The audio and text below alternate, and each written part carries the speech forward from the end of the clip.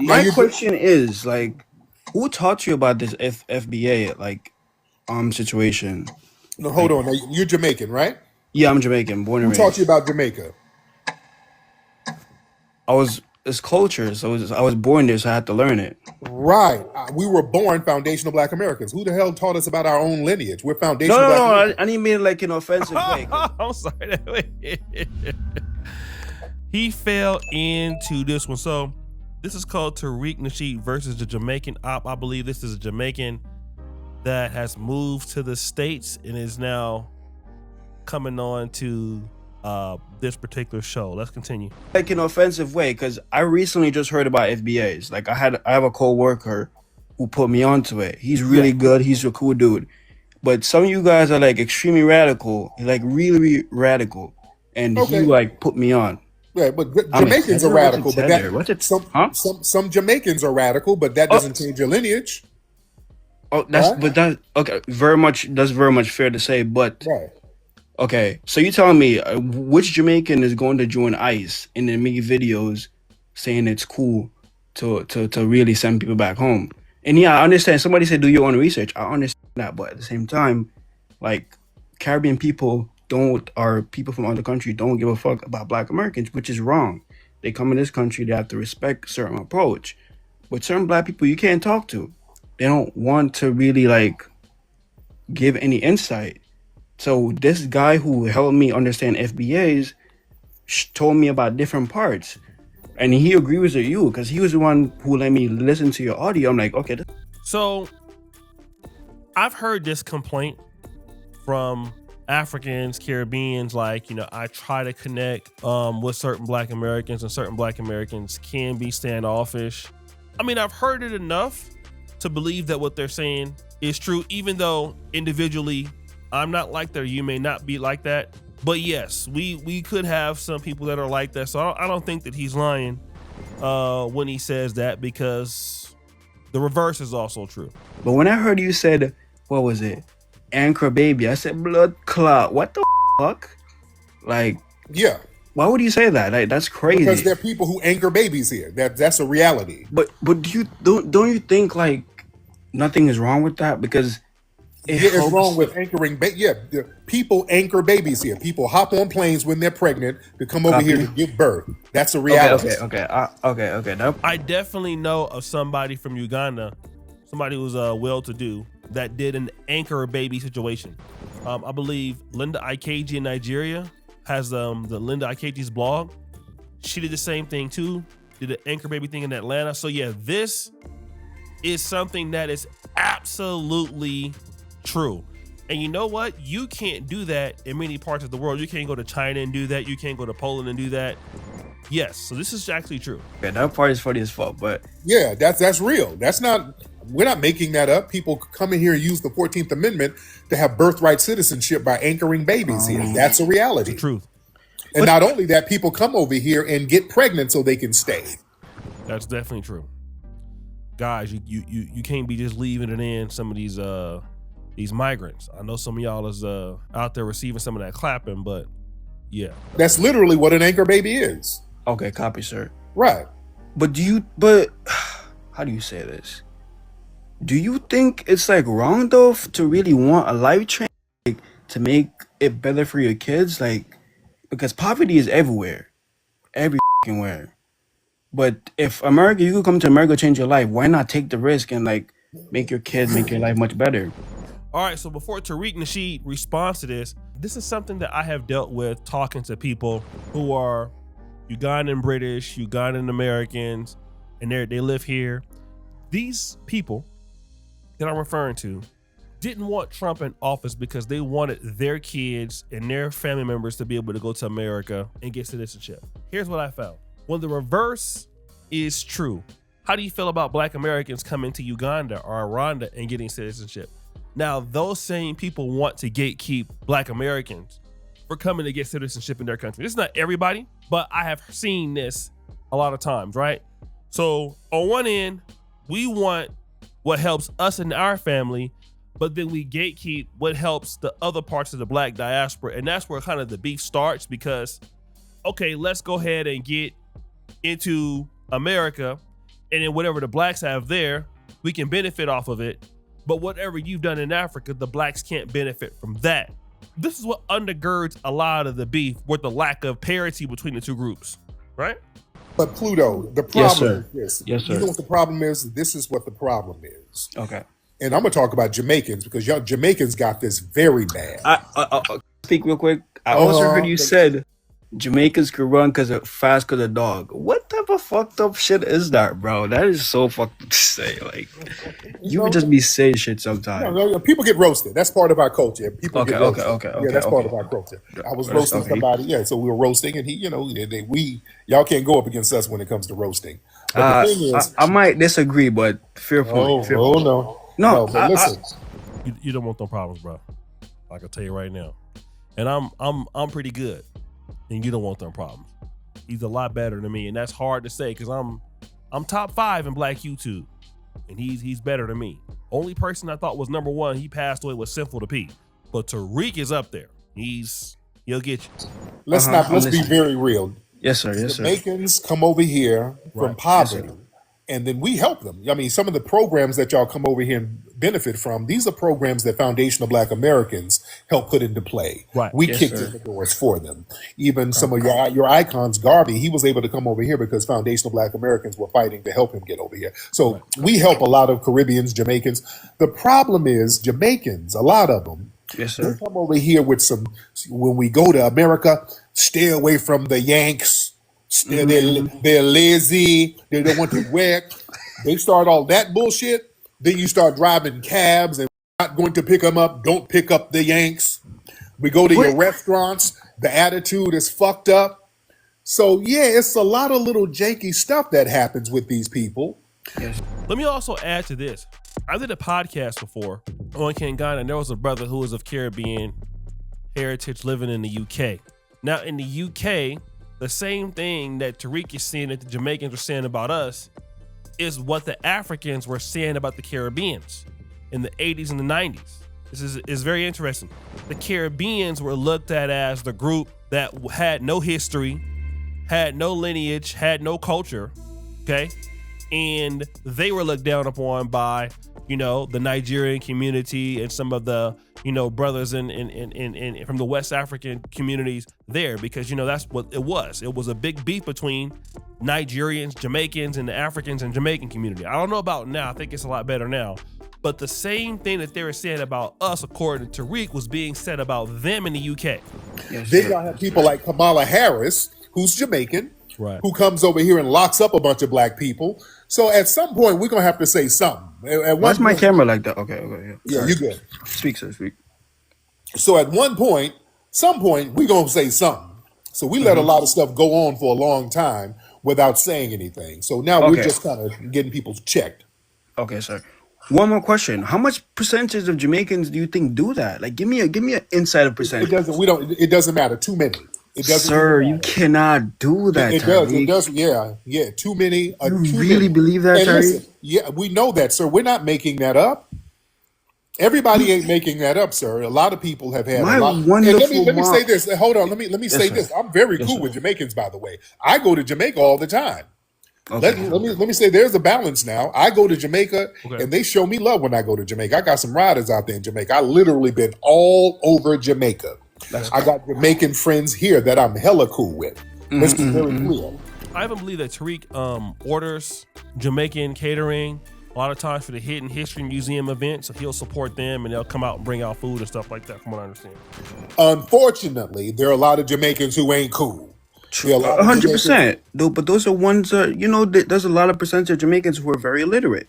I myself, how you feel about homosexual? Like, are you like against gay people? I'm not that, but I don't. If somebody wants some pussy, let them knock themselves out. If that's what they want.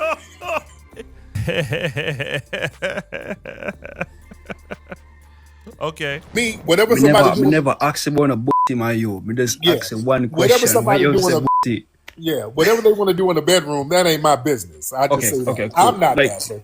Okay. I was just asking a question. I just wanted to clarify that. Yeah. I guess that's all I have. Nice talking to you. I guess if I have anything else, the family. No. Let's stay up here. Let's get the family to talk to you.